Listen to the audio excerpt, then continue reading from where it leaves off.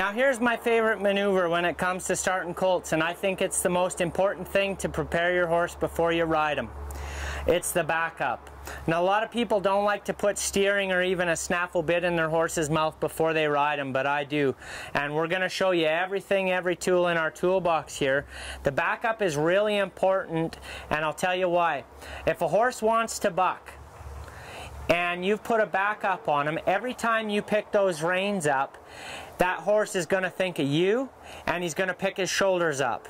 So if you've got a horse that likes to buck, it can be a real safeguard so that when you pick your reins up, once you've rode that horse, he knows that he needs to pick his shoulders up and then he can't buck you off. So it's a great way to override bucking.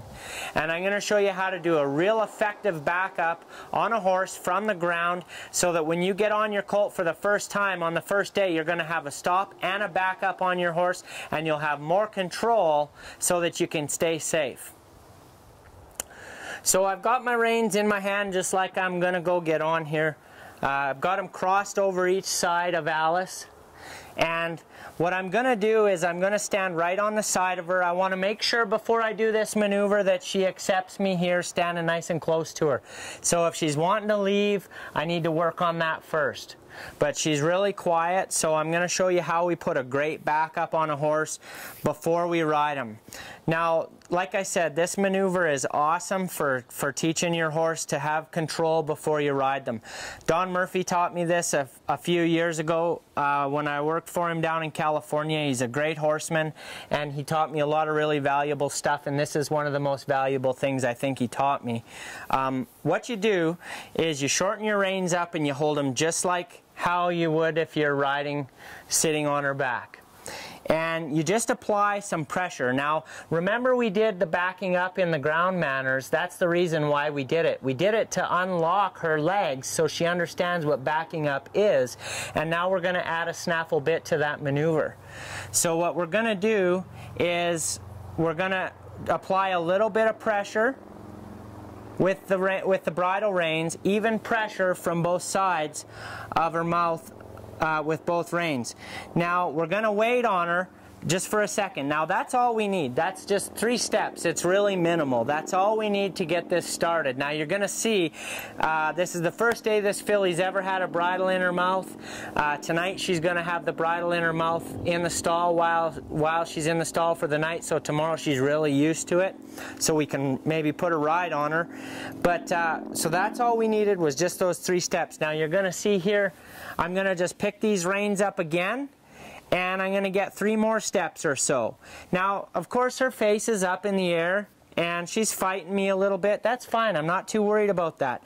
All I'm worried about right now is getting those feet moving in a backwards direction. So I'm just going to step her up here so we got a little bit more room, because she's going to start backing up all over the place here in a second.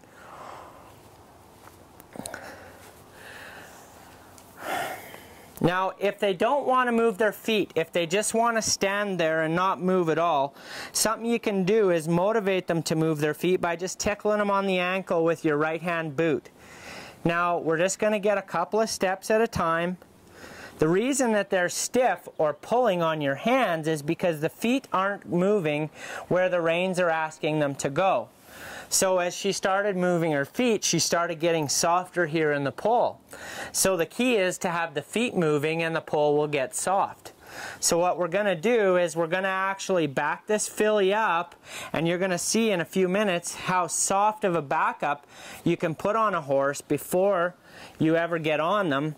And it's amazing how much it's going to help your stop and your backup when you do ride, and how much control you're going to get on your colts right off the bat. Now I'm just kind of tapping her in the ankle until she moves back. And I want her to just give me a couple of steps, there we go, with a little bit of enthusiasm. So I just waited a hair longer for her there, and I just waited for that enthusiasm, tapping her on the ankles. Now one thing you got to watch for when you're doing this maneuver is when you go to the side of your horse after you've taught him the backup, they may want to back up because they just think every day that when you go to the side of them it means back up. It's okay. Just stay calm and relax. Once they've learned the back up, they'll forget about that. It's just one of the things that you may have to go through. I've had horses where I go to get on them and they start backing up. Now, it's far better to have control and have a great stop and a backup than to have to deal with a horse that's backing up for a few days. So it's no big deal. Now, we'll just ask her a few more times here. If she wants to move forward, we just maintain that pressure. Maintain that even pressure. Sometimes you can steer them around in that backup a little bit. Tickled her on the ankle there. Once I get a step or two with a little bit of momentum, like right there, we're going to stop. And I'm just going to give her a pat, and I'm going to let her think about it for a second. Now we just moved around the arena so we can back, or around the round pen so we can back all the way around. So when you add this to the timing of the stop, which I'll teach you later in another session and also in the horsemanship sessions, you'll have an unbeatable stop. It'll be a lot smoother, and it'll be because the horse wants to do it. And by putting this back up on and adding those two ingredients together, you can really change the way your horse operates. Now you can see I'm letting her quit, or I'm giving her a release when she's backing up now and she's giving her pull. I do this because I want her to, when I pick up the reins, immediately give her pull and back up. So by me practicing this way and giving her that release with her backing up with her feet, you see how she's getting much softer in her pull. Now she's fighting a little bit there, but she'll get softer there. Very nice. She's getting soft through that pull and picking those feet up. So it's really improving her backup. When she's soft in the pull, she gets rounded in the back, and it strengthens her loin muscles, and it's going to help her be more limber and get into that ground a lot better when it comes time to teach her how to stop when we're on her. So the backup is an extremely important part of my program before I ever even put a foot in the stirrup. We'll just get a couple more steps here. Now in that case, she's giving me her face, but she wasn't moving her feet.